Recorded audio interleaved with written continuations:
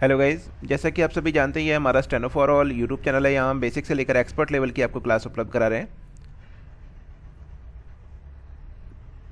आप हमारी website www.stenoforall.com पर किसी भी गति पर हिंदी या इंग्लिश की डिक्टेशन सुनने के पश्चात, उसका टंकण करने के पश्चात, अपने जो दिए गए फॉन्ट हैं उनमें टाइप करने के पश्चात आपको त्रुटियों के आधार पर रिजल्ट उपलब्ध हो जाता है। सभी 80 शब्द प्रति मिनट की गति के लिए लिखने के लिए तैयार हो जाइएगा। रेडी। पिछले वर्ष मित्र की माँ एक दुर्घटना की शिकार हो गईं। गैस सिलेंडर में रेगुलेटर ठीक से नहीं लगाया गया था। गैस चूल्हा जलाते ही रेगुलेटर के पास से आग भड़क गई। पैरों के पास साड़ी ने आग पकड़ ली और दोनों पैर झुलस गए। अमूमन गैस के उपयोग के सिलसिले में चेतावनी और सावधानियों का उल्लेख न केवल सिलेंडर पर होता है, बल्कि समय समय पर टीवी और अखबारों के माध्यम से प्रचार प्रसार किया जाता है। लेकिन बहुत सारे लोग इसकी अनदेखी कर देते हैं। मित्र के घर गैस सिलेंडर में आग लगने के वक्त पारिवारिक सदस्यों की चैतन्यता से दुर्घटना टल गई, मगर उनकी माताजी घायल हो गईं। उन्हें अस्पताल में भर्ती कराना पड़ा और लंबी गहन चिकित्सा के बाद वे स्वस्थ हो सकीं। उस दौरान मेरा भी चिकित्सालय जाना हुआ।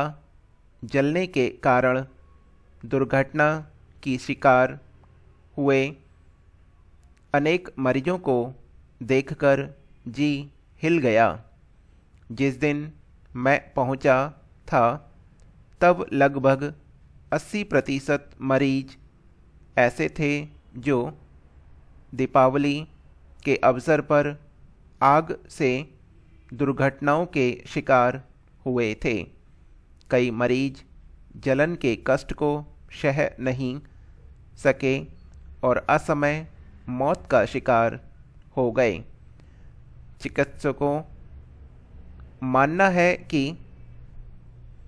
लगभग 98% मामलों के मूल में व्यक्ति की लापरवाही ही एकमात्र कारण होती है। दीपावली के बाद हाथ झुलस जाने के प्रकरण अधिक आते हैं। लोग पटाखों को जलाने में लापरवाही करते हुए झुलस जाते हैं। आज बेहताशा भागती दुनिया में दुर्घटनाएं आम हो गई हैं।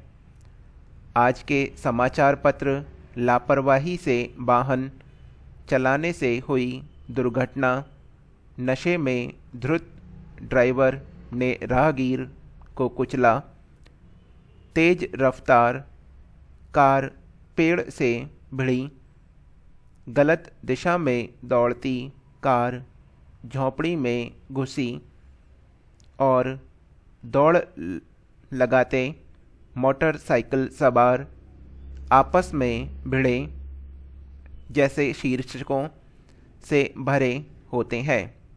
कितने ही लोग इन दुर्घटनाओं में कलवित हो जाते हैं। लोग इन समाचारों को देखते हैं और पन्ने पलट देते हैं। अगले दिन फिर उन्हें स्थापित शीर्षकों के नीचे बदलते स्थानों और नामों के साथ समाचार छपते हैं और पाठक अनदेखा करता हुआ आगे बढ़ जाता है। ऐसी खबरों को देखते हुए भी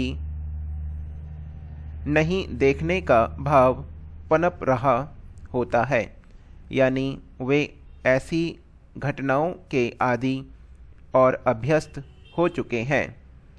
घटनाओं को जानने के दो तरीके हैं, उन्हें देखना और उन पर दृष्टि डालना। देखना दरअसल दृष्टि डालना भर नहीं है। यह दृष्टि का संबंध केवल देखने से नहीं है।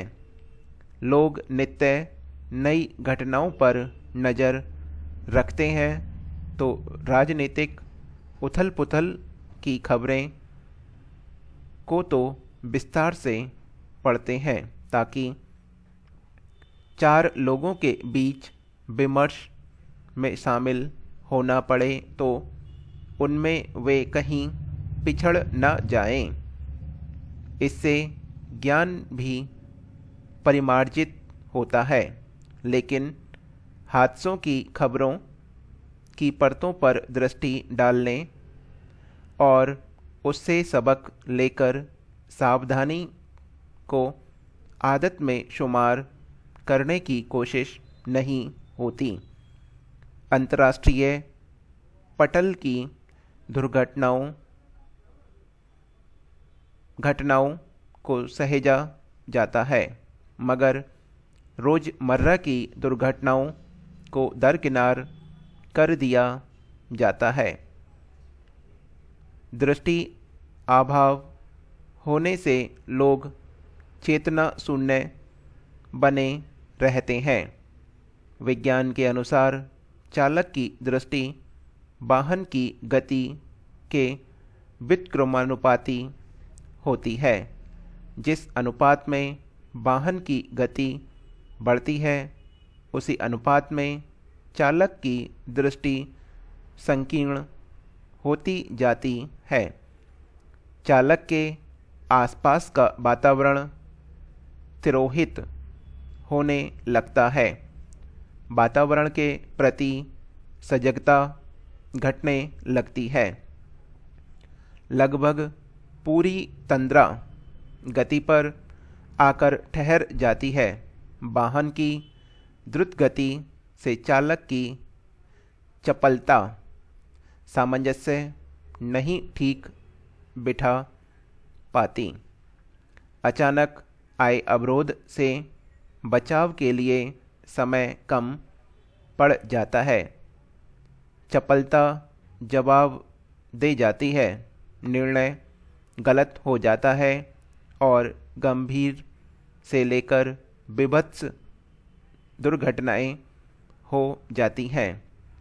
ना जाने कितनी ही द्रुत गति से भागते वाहन सामने मंथर गति से चलने वाले या रुके हुए वाहनों के पीछे से टकराकर दुर्घटनाग्रस्त होते हैं। जाड़े के दिनों में, छाई धुंध के दिनों में तो कोहरे या धुंध के कारण ठहरा तो संतोष कर